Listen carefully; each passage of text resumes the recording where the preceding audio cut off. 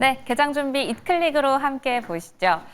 대북주 요즘 좀 핫하게 떠오르고 있는데요. 기대감을 가지고는 있지만 주말 사이 나왔던 이슈 때문에 조금은 더 기다려봐야 하는 걸까라는 생각이 들어서 한번 가져와 봤습니다.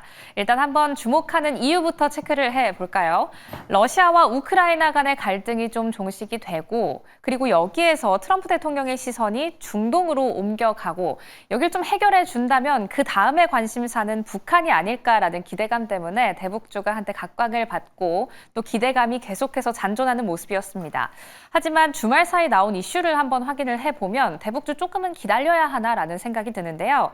트럼프 대통령과 이 김정은 북한 국무위원장과의 의견 불합치라는 이야기가 나왔기 때문입니다. 일단 한번 체크를 해볼게요. 트럼프 대통령은 북한에 대해서 소통 창구를 계속해서 넓혀놓고 있죠. 앞으로 한 올해 10월 정도에는 서신 교환에 대한 이야기까지도 생각하고 있다. 나는 북한과 소통에 대한 방식이 조금은 열려있다라고 이야기를 하면서 갈등이 있다면 북한과 직접 대화해서 해결을 할 것이다. 대화할 것이다라는 이야기를 지속적으로 내놓고 있습니다. 이 기조는 조금은 흔들리지 않는 기조인데요.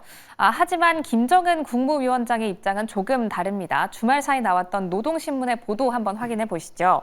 미국은 적대 세력 그리고 날강도와 같다라는 직접적인 표현을 사용하면서 적대감을 드러내고 있습니다. 그만큼 두 국가 간의 소통이 조금은 멀지 않았을까, 조금은 늦어지는 거 아닐까라는 생각을 하게 만드는데요.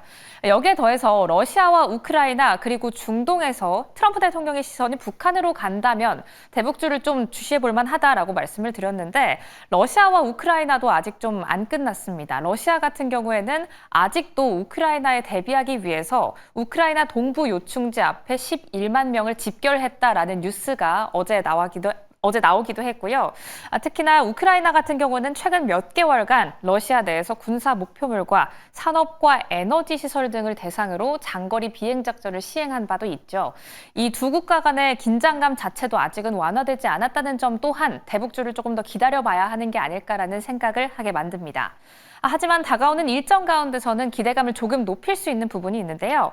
그럼에도 불구하고 2025 쿼드 외교장관 회의가 다음 달 그러니까 7월 1일 내일 열립니다. 여기에서 루비오 장관은 5개월여 만에 주최하는 회의를 갖게 될 예정인데요.